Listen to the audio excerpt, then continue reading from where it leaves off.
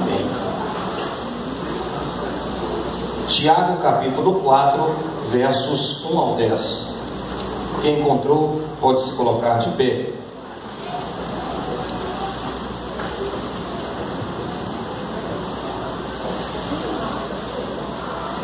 Glória a Jesus. Diz assim a palavra de Deus. Para que nós tenhamos a participação dos irmãos, eu vou ler os ímpares e os irmãos lerão os pares, para não ficar só o pastor lendo, tá bom? Amém? Mesmo que a sua tradução seja diferente, não tem problema não, pode ler, que vai ficar bonito. De onde vêm as guerras e pelejas entre vós? Porventura não vem disto, a saber, dos vossos deleites, que dos vossos membros guerreiam?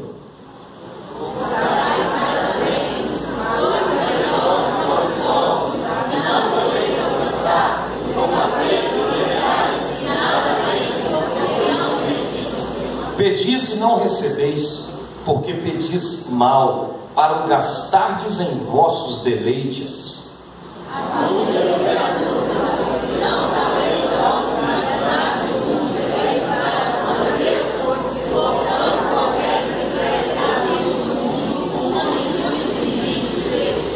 Ou cuidais vós que em vão diz a Escritura, o Espírito que em nós habita tem ciúmes?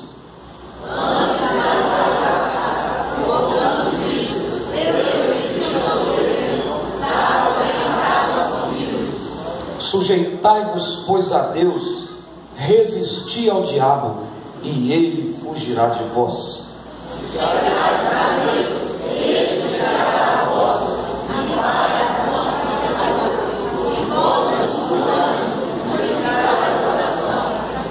Senti as vossas misérias e lamentai e chorai. Converta-se o vosso riso em pranto e o vosso gozo em tristeza. Verso 10, podem ler. Pode repetir isso aí. Agora o verso 8, toda a igreja.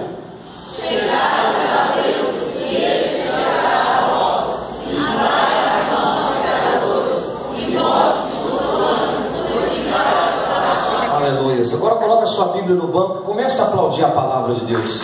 Aplauda a palavra, glória a Deus, porque a palavra tem poder. A palavra de Deus, ela muda o coração do homem. Aleluia. Glória a Deus, graças a Deus. Oremos. Senhor nosso Deus e Pai, obrigado, meu Deus, pela tua palavra neste momento, Senhor. Meu Deus, a tua palavra faz parte, meu Deus, do culto, e ela, meu Deus, tem um lugar especial neste culto. A tua palavra, meu Deus, tem um lugar, meu Deus, de destaque. Muito obrigado, Senhor. Fala conosco nesta hora, em nome de Jesus Cristo. Amém e amém. Podem se assentar. A palavra de Deus, ela tem uma posição de destaque aqui em nossa igreja, irmãos. Eu já preguei em igrejas que me passaram a palavra 9 horas da noite. Já preguei em igrejas que me passaram a palavra 8 horas da noite. E essa igreja que me passou às 9, o culto tinha que terminar às 9h15. Cantaram, fizeram teatro até 9 horas da noite. Quando foi passar a palavra para mim, falaram assim: olha, você tem 15 minutos.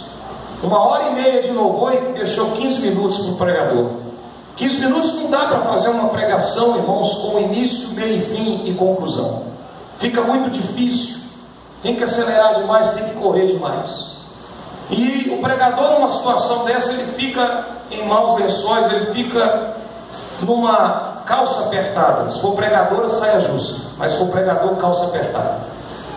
Irmãos, é difícil falar em pouco tempo. A palavra de Deus, ela precisa ter destaque, ela precisa ter valor. Nós precisamos valorizar a palavra. O louvor é importante na igreja, mas o louvor não é mais importante do que a palavra, porque o que sustenta uma igreja é a oração e a palavra. Oração e palavra é que sustentam uma igreja. Uma igreja precisa estar solidificada, firme na palavra de Deus. E essa igreja valoriza a palavra, e nós precisamos da palavra para viver no dia a dia, para viver o dia a dia na presença do Senhor. Eu sou um pastor que prega a Bíblia, a palavra de Deus. Teologia é muito bom, irmãos, mas teologia, você não usa nem 5% de teologia na igreja. Porque teologia é a opinião de A, é a opinião de B, é a opinião do historiador tal, é a opinião do comentarista tal, mas nós temos que pregar a palavra. E um pastor bem sucedido no ministério, ele não prega só teologia, ele prega a palavra. Nós temos que pregar a palavra precisa ser pregada. Deus precisa falar com você, você precisa abrir o coração para ouvir a palavra de Deus. Não sou contra estudar teologia, estudei 7 anos de teologia, mas a experiência ministerial me mostra que o que eu estudei na faculdade, não uso nem 5% na igreja, porque a pregação da palavra é a vida do pregador, é a experiência do pregador. Aqui no púlpito, a ênfase da palavra, o valor da palavra está na vida do pregador. Não adianta nada o pregador pregar isso aqui e não viver. Nós temos que viver isso aqui, ou pelo menos fazer o máximo para chegar perto do que está escrito aqui. Então, irmãos, a palavra de Deus é poderosa. E nessa noite eu quero pregar aqui esse texto do capítulo 4, dando o tema: combatendo as guerras. O livro de Tiago, irmãos, é um livro de grande importância para a igreja cristã.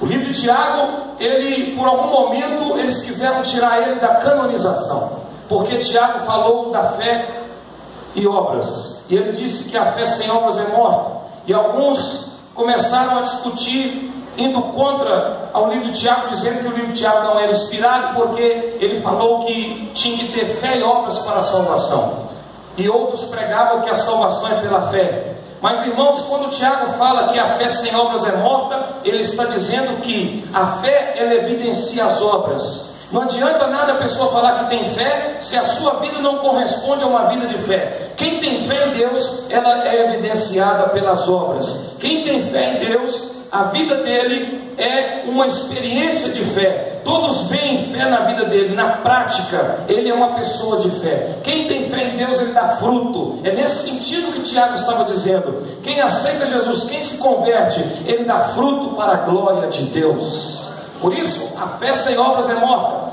Se não há obras, então não há fé. Se não há obras, a fé é morta. É nesse sentido, não é no sentido de salvação. A salvação é pela fé, mediante a graça.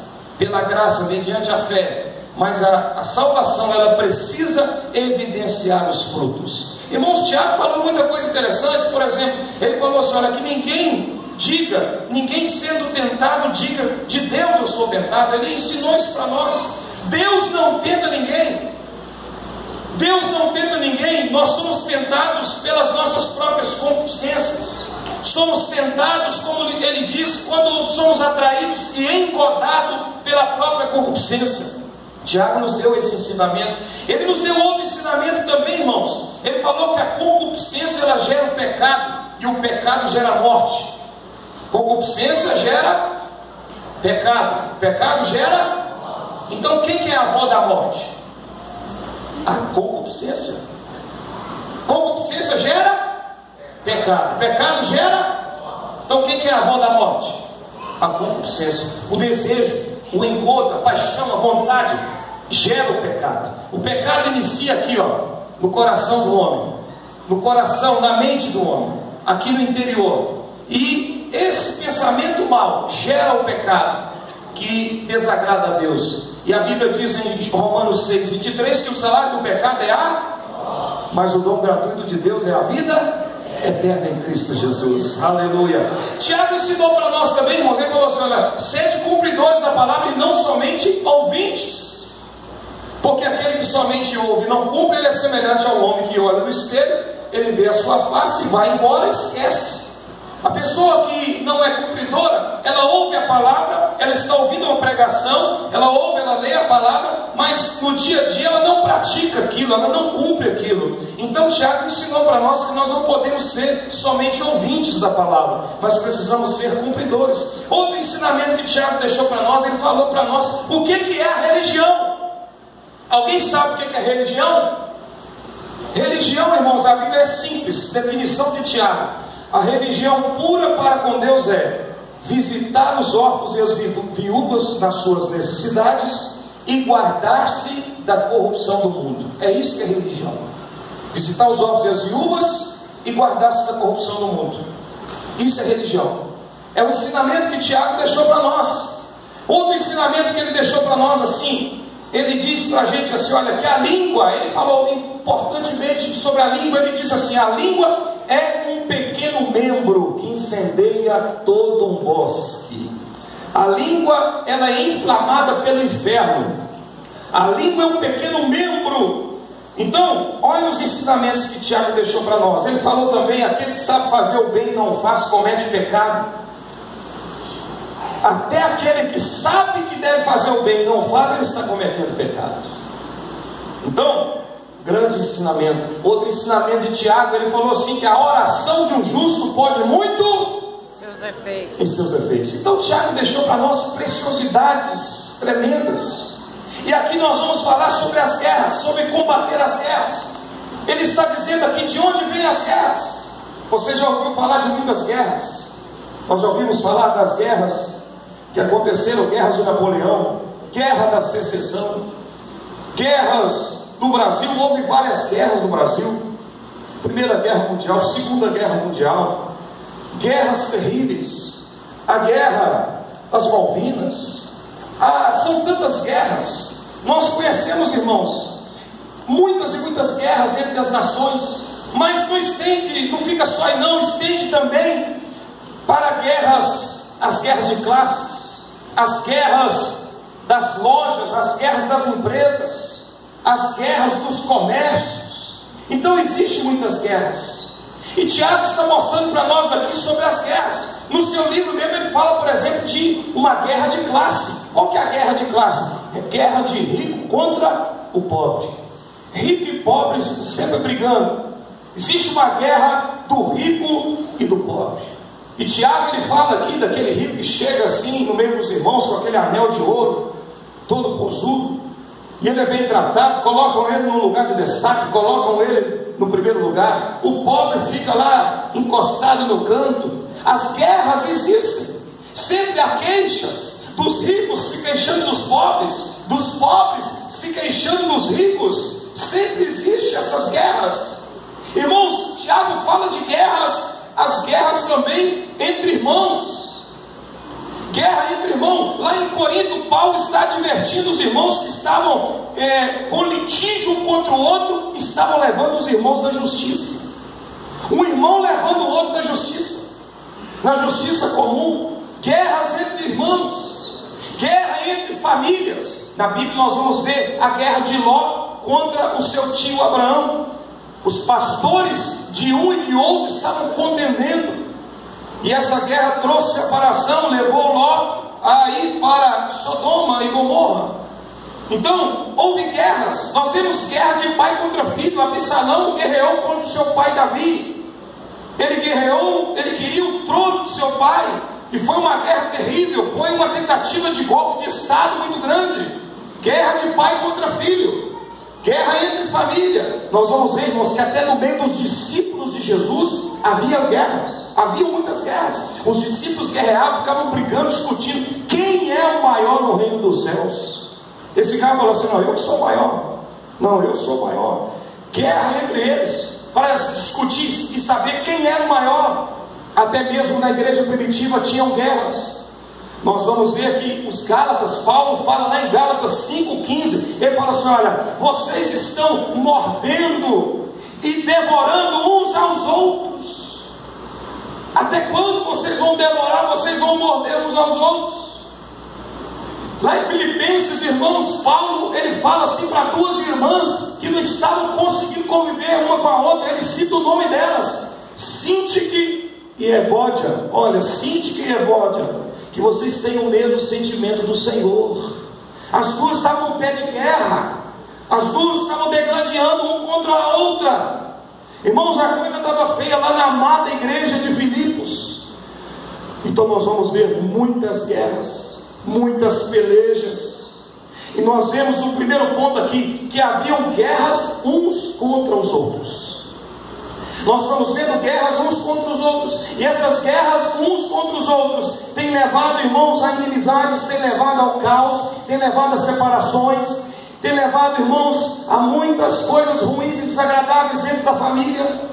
guerras entre marido e esposa, guerras do casal, guerra de pai contra filho. Mas eu tenho uma palavra para você nessa noite. Estenda as suas mãos assim, faça assim com as suas mãos. Eu quero dizer para você, em nome de Jesus Cristo, que Deus te dá a vitória. Se está acontecendo guerra lá na tua casa, se está acontecendo guerra entre você e seu cônjuge, entre você e seu filho, entre você e sua mãe, eu quero dizer para você, em nome de Jesus Cristo, hoje é o dia do Senhor abençoar a tua vida, e que haja conserto na tua casa, que haja conserto, que haja restauração, em nome de Jesus. Deixa Deus restaurar a tua casa, deixa Deus restaurar a tua família. Receba em nome de Jesus. Em nome de Jesus. Eu estava pregando aqui quarta-feira, irmãos. Sabe qual é o maior troféu do diabo? É destruir um casal que tem 30 anos de casado. É destruir um casal que tem 40 anos de casado. É um troféu maior do diabo. Porque o diabo não tem pressa em destruir um casal. Porque, irmãos, veja o prejuízo que é um casal que viveu tantos anos juntos, 10, 15, 20 anos, quando chega a 35 anos de casado, vai separar.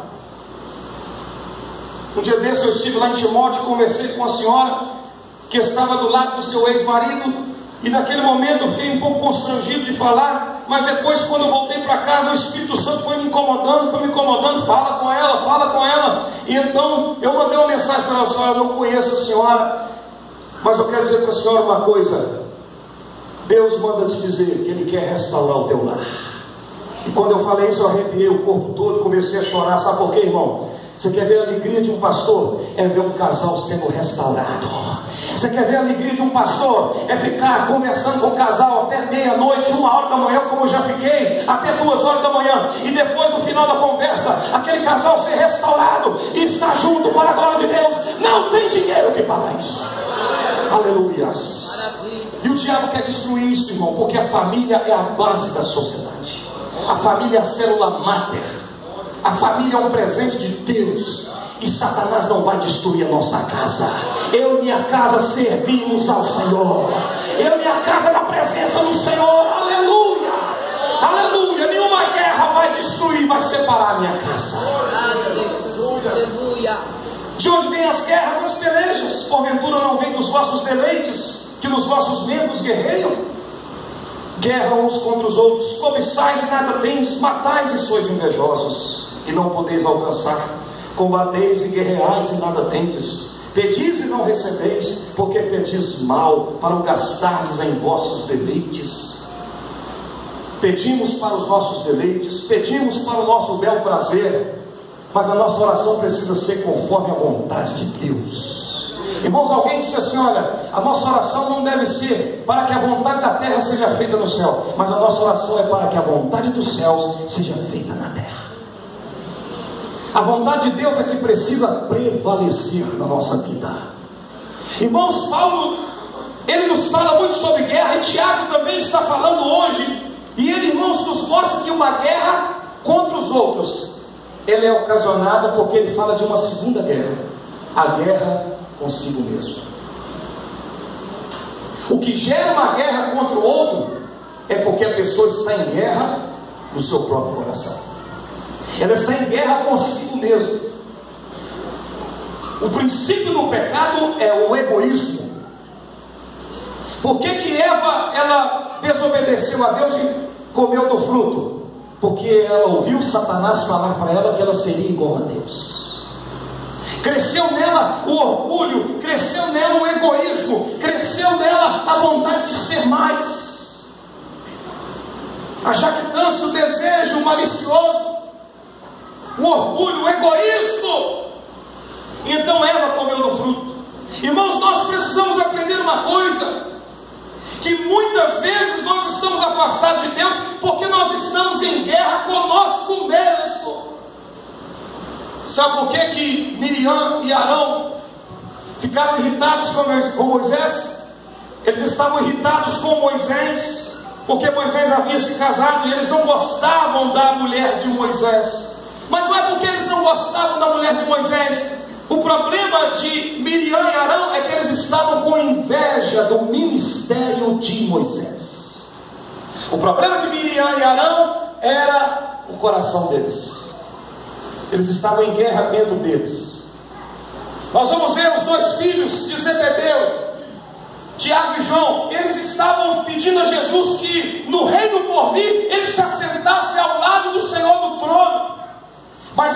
o pedido de Tiago e João, filhos de Zebedeu, para que se assentassem no trono do lado do Senhor no futuro, na verdade eles não queriam se assentar no futuro do lado do Senhor. A verdade é que o problema deles, Leonardo, é que eles estavam com problemas no presente. Eles queriam ser reconhecidos no presente. O problema deles é que eles estavam em guerra com eles mesmos. A guerra consigo mesmo gera guerra contra os outros. Irmãos, a guerra externa, a guerra exterior, ela começa no interior. Mas nessa noite Deus está falando com você: eu quero dominar o teu coração, eu quero dominar a tua vida, aleluia. Eu quero dirigir os seus passos, eu quero dirigir você. Você cobiça e nada tende, mata, invejoso, nada pode alcançar, combate e guerreia e nada tende, porque não pede da forma que deve pedir. A cobiça, irmãos, é um pecado terrível. É o 10º pecado dos 10 mandamentos: não cobiçarás. Por que o não cobiçarás está lá no finalzinho? Sabe por quê, irmão? Por causa que esse último pecado, a cobiça, pode levar a pessoa a cometer os outros pecados. Por causa da cobiça a pessoa mata. Por causa da cobiça a pessoa adultera. Por causa da cobiça ele se levanta contra o outro. Por causa da cobiça ele prefere ele mesmo ao invés de adorar a Deus em primeiro lugar. Por causa da cobiça ele desobedece a Deus. A cobiça é um problema sério na vida do ser humano. Mas o Senhor nessa noite está falando com você: olha, eu quero que você vença essa guerra contigo mesmo. Você está degladiando contra você mesmo. O pior inimigo seu, irmão, sabe quem é? É você mesmo. Essa é a verdade. Sabe por que o pior inimigo é você mesmo? Porque Paulo disse assim lá em Romanos, que nem a morte, nem a vida, nem o porvir, nem as potestades, nem o principado, nem as coisas do presente, nem do porvir, nem os anjos, nem a nudez, nem a fome, nem a morte, nada poderá nos separar do amor de Cristo. Aleluia. Quem nos condenará? Quem nos acusará? É Deus que nos justifica. Ninguém, irmãos, pode nos tirar da presença de Deus, só nós mesmos. Pode se levantar o inferno contra nós, mas Jesus já disse que nem as portas do inferno prevalecerão contra a igreja. Então, irmãos, depende de mim, depende de você abrir o coração e deixar Deus trabalhar, e deixar Deus agir, aleluia. Glória a Deus, louvado seja Deus, louvado seja o nome do Senhor. Irmãos, e Tiago aqui nos leva a uma terceira guerra. Vocês estão em guerra um com o outro. É porque eu estou em guerra comigo mesmo. E se eu estou em guerra comigo mesmo, é porque eu estou em guerra contra Deus. Se estou em guerra contra Deus, eu vou guerrear comigo mesmo. Se estou em guerra contra Deus, eu vou guerrear um contra o outro. Porque o problema do homem é estar distante de Deus. E a guerra contra Deus, irmãos, gera prejuízos. Olha o que Tiago fala: adúlteros e adúlteras, não sabeis vós que a amizade do mundo é inimizade contra Deus? Irmãos, essa analogia aqui, Tiago está dizendo que a guerra contra Deus considera a pessoa como um adúltero. Essa linguagem de adúltero, o povo judeu já conhecia muito bem, porque os profetas do Antigo Testamento, Ezequiel, Jeremias, Oséias, eles usavam esse termo: adúlteros, adúlteras. Porque o povo deixava Deus para adorar a Baal, a Astarote, a adorar os postes ídolos. Irmãos, Israel, de tempos em tempos, tinha postes ídolos em volta de toda a nação. Eles levantavam altares para os deuses, para Dagon e para tantos outros deuses, para os terafins, os ídolos de madeira. E o povo adorava tantos e tantos ídolos, adoravam tantos e tantos deuses. Isso era considerado como adultério, porque nós estamos casados com Deus. E a Bíblia nos fala que nós somos a noiva de Cristo. Cadê a noiva aí? Cadê a noiva? Cadê a noiva? Levanta a mão. Cadê a noiva? Glorifica o noivo. Glorifica o noivo, igreja. Glorifica o noivo. Cadê? Nós somos a noiva. Nós somos a noiva. A noiva.